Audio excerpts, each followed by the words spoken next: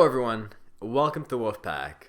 OmnicientWolf here, and today I want to share with all of you essentially my thoughts on becoming a full-time YouTuber.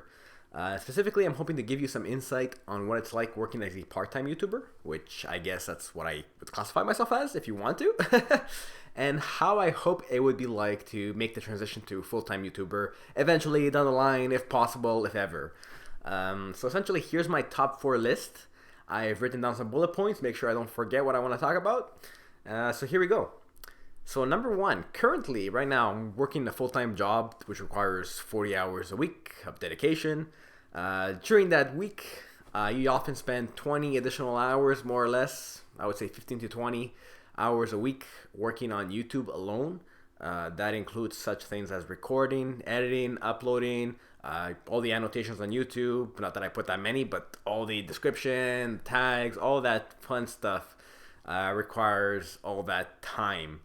So oftentimes what I end up doing is I resort to bulk recording and bulk editing. So I will record, for example, 8 hours straight, which is quite the strain on the vocal cords at the end of it.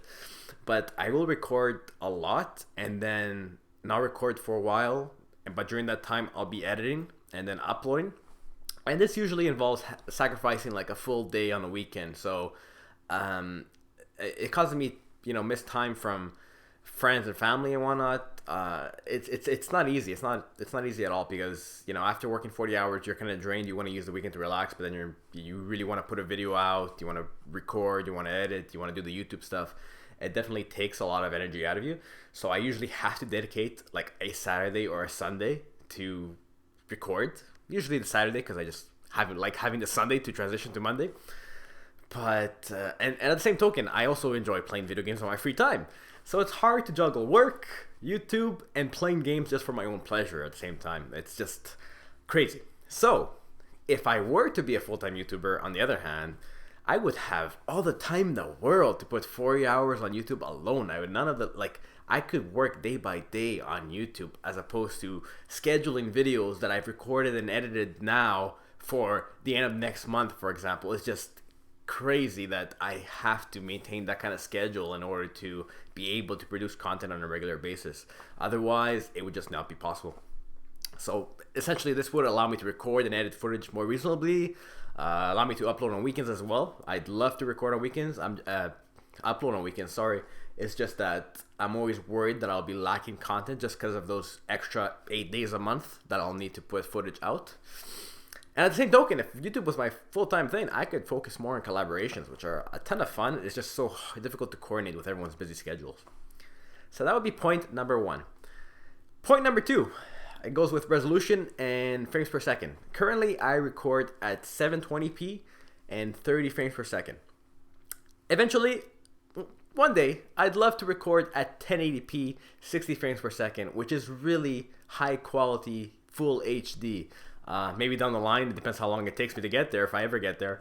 Maybe down the line it will become a higher resolution, but regardless, the point is what's stopping me at the moment is that the additional time it takes to render and upload 1080p 60 frames per second content as opposed to 720p 30 fps is just too much time.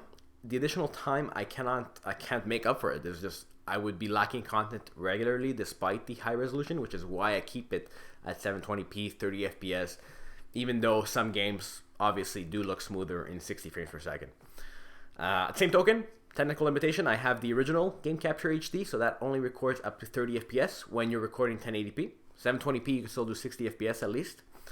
So because of these two limitations, I'm sticking with 720 resolution and 30 FPS for now.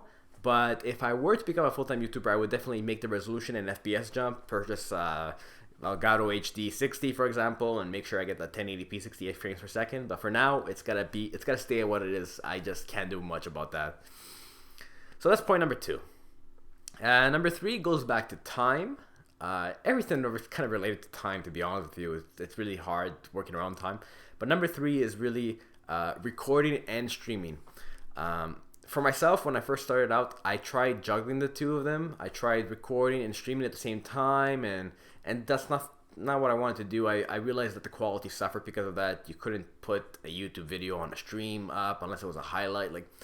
a lot of different logistics behind it. So I decided originally to focus on recording on YouTube first, and this is for a number of reasons. One of those reasons is that I could record and edit anytime. It didn't have to be live, and videos are always viewable afterwards, so at least it's always up there. It's not like I've quote-unquote lost the time, I guess. If I were to become a full-time YouTuber, on the other hand, though, I would definitely try to regularly stream during the week, as opposed to once in a blue moon that I do now. I really enjoy streaming because of the interaction. It's just that for now, I definitely put an emphasis on YouTube and focusing on YouTube. That being said, once again, if I were to become a full-time YouTuber, I would definitely integrate streaming within there, and I would aim to stream a few times a week, stick to a schedule, and essentially just create a better balance between recording and streaming. That's point number 3. And last but not least, point number 4. Currently, I have a very makeshift setup for recording streaming that I have to set up every time I want to use it. So even right now, I'm recording, I had to bring in a chair from the office, set it up in the living room. I then take a laundry basket, which this laptop is lying on for elevation, place my laptop on it, connect my webcam, my microphone, usually my headset's plugged in, the Elgato's plugged in, the Xbox One is there. It's just crazy that I have to connect all those wires every single time. It's just, it adds, I mean, it adds 5 minutes, sure, but it's just every single time you want to record, you can't just get in there and record. You have to set it up. So if I were to become a full-time YouTuber, once again, on the other hand, I would definitely make myself a permanent setup. That's just a must. I think every YouTuber or streamer that does it as a living has it as a setup, and eventually I'd love to do the same. It would save me time and energy from constantly having to set myself up for any kind of recording or stream, and having something more permanent than a freaking laundry basket holding the laptop. So let's leave it at that before I get too fired up. But those were my top 4 points. That's all for now. I'm sure there's other points I could probably describe, but these are the top 4 things that came really flashing in my head when I was thinking about making this video. I really do appreciate you taking the time to hear me out on this. Hopefully I didn't ramble too much there. I made sure I had bullet points so I could stick to the point, but sometimes you get fired up and you go a little over. But essentially, hopefully one day, we'll be able to make the switch from part-time to full-time, just because it's not even for the money. It really isn't. A lot of times you think that someone wants to do it for the money, and that's for the wrong reasons. Because if you get in there for the money, you'll get discouraged quickly and you'll quit right away. I mean, the reason I want to do it is not necessarily for the money. It's so that I could enjoy doing my passion. And yes, getting paid for it helps in terms of being able to pay bills and whatnot. But if I had the choice, this is my passion. This is what I want to do.